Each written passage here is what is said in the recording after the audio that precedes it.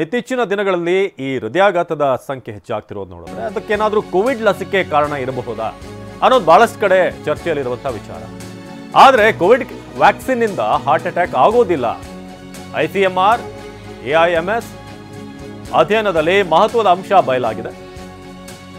ICMR ಮತ್ತು AIIMS ನ ಸಂಶೋಧನೆಯಲ್ಲಿ ಬಯಲಾಗಿರೋದು ಕೋವಿಡ್ ಲಸಿಕೆಗೂ ಹೃದಯಾಘಾತಕ್ಕೂ ಯಾವುದೇ ಸಂಬಂಧ ಇಲ್ಲ ಅಂತ ಈ ಸಂಶೋಧನೆ ಹೇಳ್ತಾ ಇದೆ.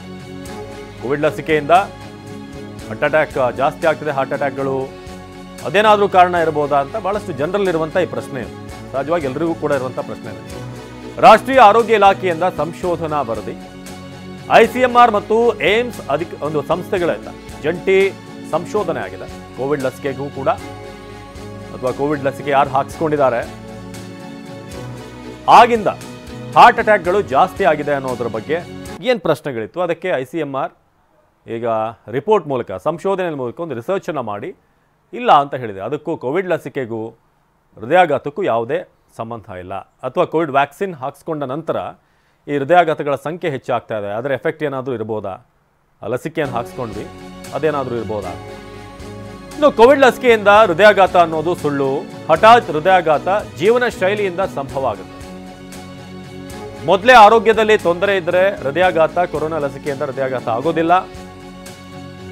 ರಾಷ್ಟ್ರೀಯ ಆರೋಗ್ಯ ಇಲಾಖೆಯಿಂದ ಸಂಶೋಧನಾ ವರದಿ, ICMR ಮತ್ತು ಏಮ್ಸ್ ಸಂಸ್ಥೆಗಳಿಂದ ಸಂಶೋಧನಾ ಅಧ್ಯಯನ, ಮಹತ್ವದ ಅಂಶ ಬಯಲಾಗಿದೆ. ಕೋವಿಡ್ ಲಸಿಕೆಯಿಂದ ಯಾವುದೇ ರೀತಿಯಾಗಿ ಸಮಸ್ಯೆ ಆಗಲ್ಲ, ಹೃದಯಾಘಾತಕ್ಕೂ ಕೋವಿಡ್ ಲಸಿಕೆ ಹಾಕಿಸಿರೋದಕ್ಕೂ ಯಾವುದೇ ಸಮಸ್ಯೆ ಇಲ್ಲ ಅಂತ. ಬಟ್ ಇದು ಭಾಳ ಜನಜನಿತವಾದಂಥ ಒಂದು ಪ್ರಶ್ನೆ ಆಗಿತ್ತು. ಎಲ್ಲರಲ್ಲೂ ಕೂಡ ಈ ಒಂದು ಗೊಂದಲ ಇತ್ತು. ಅದರಲ್ಲೂ ಒಂದಷ್ಟು ಜನ ಇದನ್ನು ಹೌದು ಅನ್ನೋ ರೀತಿಯಾಗಿ ಕೋವಿಡ್ ಲಸಿಕೆ ಯಾವಾಗ ಹಾಕ್ಸೋಕೆ ಶುರು, ವ್ಯಾಕ್ಸಿನ್ ಯಾವಾಗ ಹಾಕ್ಸ್ಕೊಂಡ್ರಿ ಆವಾಗಿಂದ ಜಾಸ್ತಿ ಆಯಿತು, ಹಾರ್ಟ್ ವೀಕ್ ಆಯಿತು ಅನ್ನೋದ್ರ ಬಗ್ಗೆ ಆಗಾಗ ಚರ್ಚೆಗಳಾಗ್ತಾ ಇರುತ್ತೆ.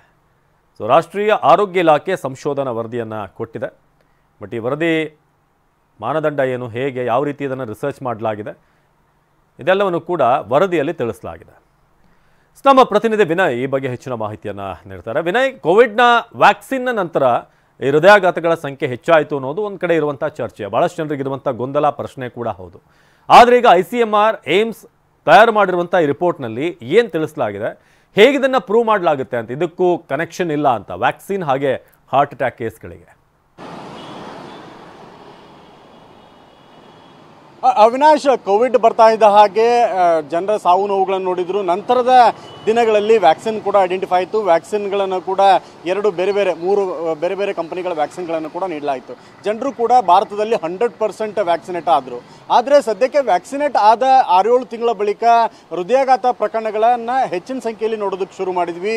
ಬೇರೆ ಬೇರೆ ಕಾರಣಗಳನ್ನು ಆಧಾರದ ಮೇಲೆ ನಾವು ಹೃದಯಾಘಾತ ಪ್ರಕರಣಗಳನ್ನು ಏರಿಕೆ ಆಗೋದು ನೋಡ್ತಾ ಇದ್ವಿ. ಸದ್ಯಕ್ಕೆ ಈಗ ಮತ್ತೆ ರಾಜ್ಯದಲ್ಲಿ ಅದೇ ಟ್ರೆಂಡ್, ಅಂದರೆ ಏರಿಕೆ ಆಗ್ತಿರುವಂತಹ ಹೃದಯಾಘಾತ ಪ್ರಕರಣಗಳನ್ನು ನೋಡ್ತಾ ಇದ್ದೀವಿ. ಸದ್ಯಕ್ಕೆ ಹಾಸನದ ನೋಟಿಫೈ ಆಗ್ತಿರುವಂತಹ ಕೇಸ್ಗಳನ್ನು ನೋಡಿದಂತಹ ಸಂದರ್ಭದಲ್ಲಿ ರಾಜ್ಯದಲ್ಲಿ ಹೆಚ್ಚಿನ ಸಂಖ್ಯೆಯಲ್ಲಿ ಕೇಸ್ ಏರಿಕೆ ಆಗ್ತಾ ಇದೆ ಅನ್ನುವಂತಹ ಚರ್ಚೆ ಶುರುವಾಗಿದೆ. ಈ ನಡುವೆ ICMR ಕೂಡ ಕಳೆದ 2023 ಮೇ ಮತ್ತು ಆಗಸ್ಟ್ ಸಂದರ್ಭದಲ್ಲಿ 19ಕ್ಕೂ ಹೆಚ್ಚು ಟೆರಿಟರಿ ಹಾಸ್ಪಿಟಲ್ಗಳು, 19ಕ್ಕೂ ಹೆಚ್ಚು ರಾಜ್ಯಗಳಲ್ಲಿ ಮತ್ತು 47ಕ್ಕೂ ಹೆಚ್ಚು ಟೆರಿಟರಿ ಹಾಸ್ಪಿಟಲ್ಗಳಲ್ಲಿ ಈ ಒಂದು ಸ್ಟಡಿಯನ್ನು ಮಾಡಿದೆ. ಅಲ್ಲಿ ಇರುವಂತಹ ರೋಗಿಗಳು, ಹೃದಯಾಘಾತಕ್ಕೊಳಪಟ್ಟಂಥವರು, ಜೊತೆಗೆ ಎಪಿಡಮಾಲಜಿ ಡಿಪಾರ್ಟ್ಮೆಂಟಿನ ತಜ್ಞರು ಒಳಗೊಂಡಂತೆ ಸಾಕಷ್ಟು ಈ ಒಂದು ಹೃದಯಾಘಾತಕ್ಕೆ ಒಳಪಟ್ಟವರ ಮೇಲೆ ಒಂದು ಅಧ್ಯಯನವನ್ನು ಮಾಡಿತ್ತು.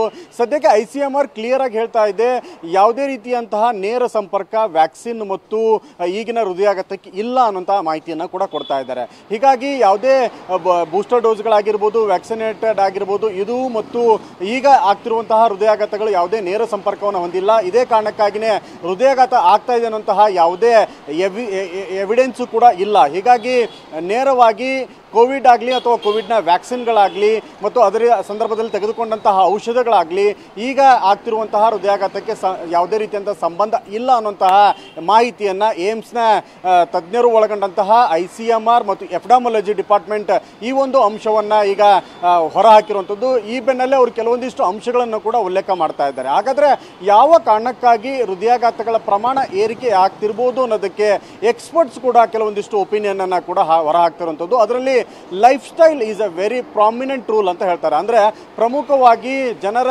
ಜೀವನ ಶೈಲಿ ಮತ್ತು ಜನರು ಕೆಲವೊಂದಿಷ್ಟು ಸೇವನೆ ಮಾಡ್ತಿರುವಂಥ ಆಹಾರ ಪದ್ಧತಿಗಳು ಮತ್ತು ಅವರ ಆಚರಣೆ ವಿಚಾರಣೆಗಳ ಇತ್ತೀಚಿನ ದಿನಗಳ ಆ ನಡವಳಿಕೆಗಳು ಹೆಚ್ಚಿನ ಪ್ರಮಾಣದಲ್ಲಿ ಈ ರೀತಿಯಂತಹ ಹೃದಯಾಘಾತಕ್ಕೆ ಕಾರಣ ಆಗ್ತದೆ ಅಂತ ಅಂಶವನ್ನು ಹೇಳ್ತಾರೆ. ಇದೇ ಮಾತನ್ನ TV9 ಜೊತೆಗೆ ಕೆಲವೊಂದಿಷ್ಟು ತಜ್ಞರು ಕೂಡ ಈಗ ಹಂಚಿಕೊಂಡಿರುವಂಥದ್ದು.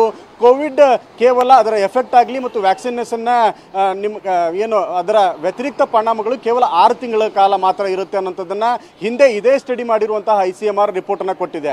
ಇದರ ಯಾವುದೇ ರೀತಿಯಂತಹ ಸೈಡ್ ಎಫೆಕ್ಟ್ಸ್ ಕೇವಲ 6 ತಿಂಗಳ ಕಾಲ ಮಾತ್ರ ಇರುತ್ತೆ, ಇದು ವರ್ಷಾನುಪೂರ್ತಿ ಇರೋದಿಲ್ಲ ಅಥವಾ ಜೀವಿತಾವಧಿವರೆಗೂ ಕೂಡ ತೆಗೆದುಕೊಂಡು ಹೋಗೋದಿಲ್ಲ ಅನ್ನೋ ಮಾಹಿತಿಯನ್ನು ಕೊಟ್ಟಿದ್ದಾರೆ. ಹಾಗಾಗಿ ಈಗ ಇದರ ಸಂಬಂಧಪಟ್ಟ ಹಾಗೆ ತಜ್ಞರು ಹೇಳುವುದೇನೆಂದರೆ ವ್ಯಾಕ್ಸಿನ್ಗೆ ಯಾವುದೇ ರೀತಿಯಂತಹ ಅಡ್ಡ ಪರಿಣಾಮವಾಗಿ ಹೃದಯಾಘಾತ ಆಗ್ತಿಲ್ಲ. ಜನರ ಜೀವನ ಶೈಲಿ ಬದಲಾದಂತಹ ವಾತಾವರಣ, ಪೊಲ್ಯೂಷನ್ ಆಗಿರ್ಬೋದು, ಜನರು ಧೂಮಪಾನ, ಮದ್ಯಪಾನ ಮತ್ತು ಸೇವನೆ ಮಾಡ್ತಿರುವಂತಹ ಆಹಾರ ಪದಾರ್ಥಗಳ ಕ್ವಾಲಿಟಿ, ಈ ಎಲ್ಲ ಅಂಶಗಳ ಆಧಾರದ ಮೇಲೆ ಹೃದಯಾಘಾತ ಆಗ್ತಾ ಇದೆ. ಹೀಗಾಗಿ ಸರ್ಕಾರ ಆಗಿರ್ಬೋದು, ಜನರಾಗಿರ್ಬೋದು ಇದರ ಕಡೆ ಹೆಚ್ಚು ಗಮನವನ್ನು ಕೊಡಬೇಕು. ವ್ಯಾಕ್ಸಿನೇಷನ್ ತೆಗೆದುಕೊಂಡಿದ್ದೀನಿ ಅನ್ನೋಂಥದ್ದಕ್ಕೂ ಅಥವಾ ವ್ಯಾಕ್ಸಿನೇಟ್ ಆದ ಬಳಿಕ ನನಗೆ ಹೃದಯಾಘಾತ ಆಗಿದೆ ಅನ್ನೋದಕ್ಕೂ ಯಾವುದೇ ರೀತಿಯಂತ ಸಾಮ್ಯತೆ ಮತ್ತು ಅದಕ್ಕೆ ಪ್ರೂವ್ ಮಾಡೋಕೆ ಬೇಕಾಗಿರುವಂಥ ಎವಿಡೆನ್ಸ್ ಇಲ್ಲ.